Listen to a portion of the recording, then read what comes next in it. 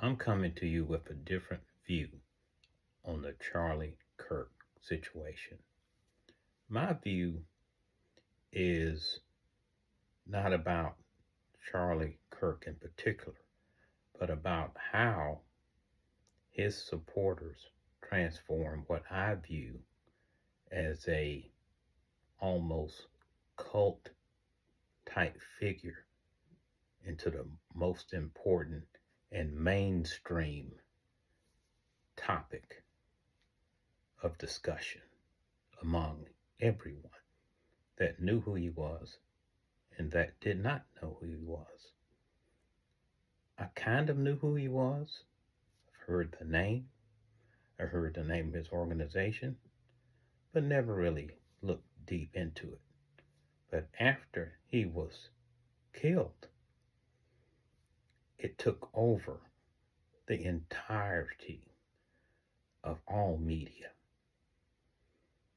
streaming, social, and mainstream. And then it was transformed into a proxy and a litmus test. Okay. Now here's my book, 1/8 of a Man, Hate for the Skin I'm In. You can check that out on Amazon.com. So what I mean by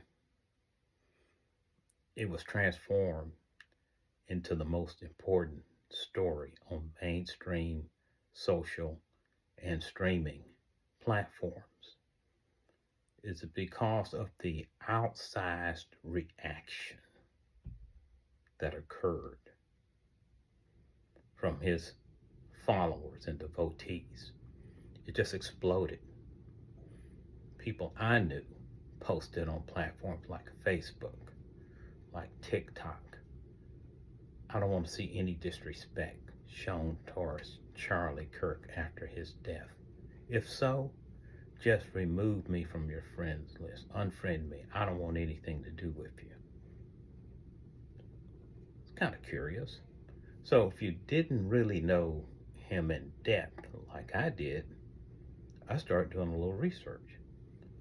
Up pops all of his pronouncements on his views towards blacks, towards immigrants, towards women, towards transgender and gay and other people that have a different sexual uh, orientation view, and on and on and on. So then that's where it transferred into a proxy. And what I mean by proxy is I can tell you how I feel about certain things based upon who I follow and support. So the people are saying that Charlie Kirk was their North Star and who they believed in, and he was a Christian. Well, you don't have to wonder about their point of view towards different social subjects because you looked at what Charlie Kirk believed and said, and you automatically associated with that person that said they supported him deeply. So then you're kind of going, wait a minute. So now I know where you stand.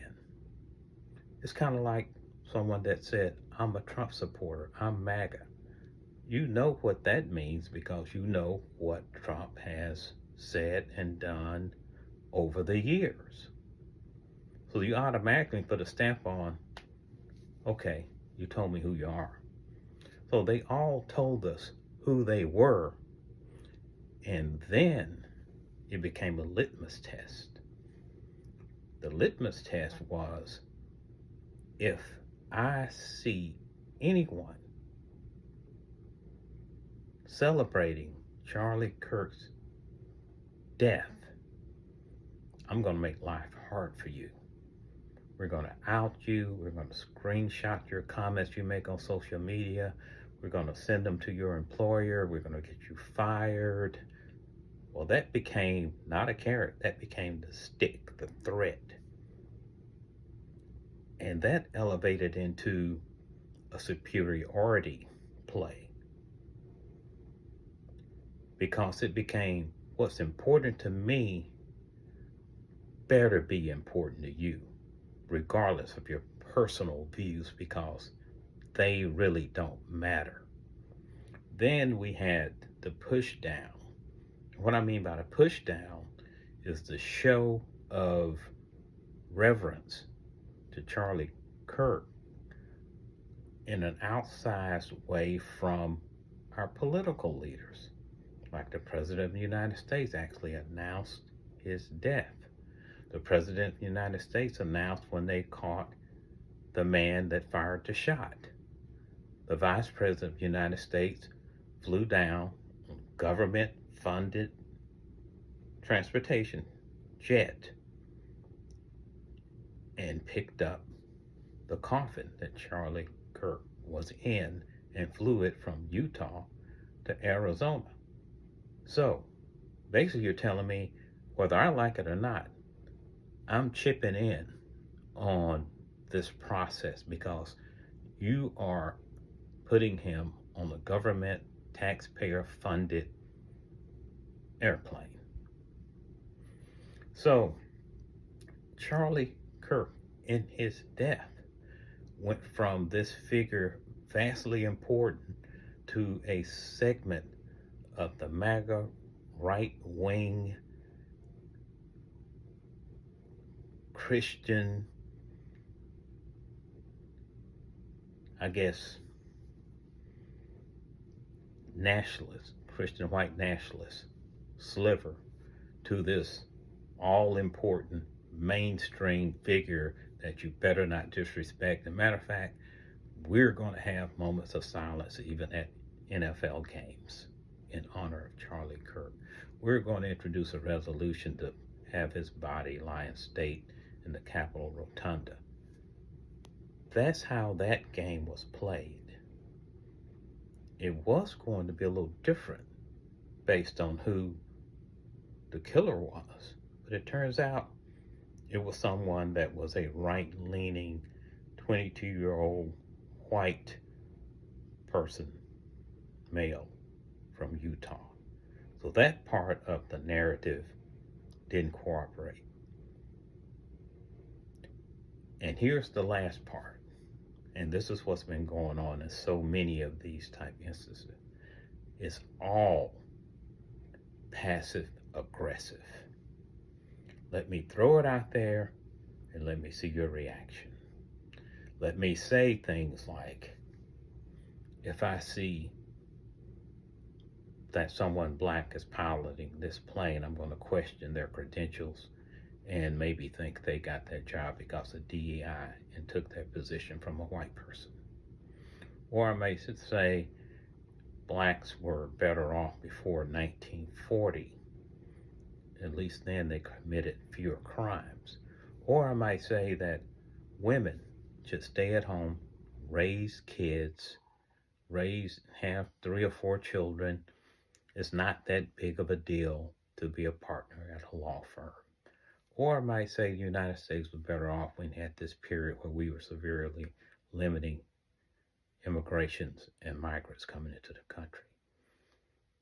Given that body of pronouncement and beliefs, juxtaposed with this so-called, he's a great Christian and believes in the Bible, and with the edict, you better respect him and speak in a certain way about him, and the massive reaction of how important he was to that sliver of people that were in his movement, then you have the transformation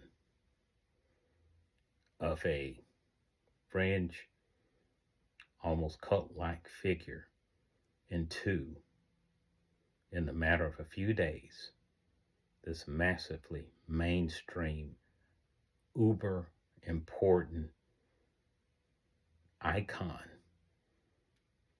to this light thinking group of people, not just in the United States, but apparently worldwide,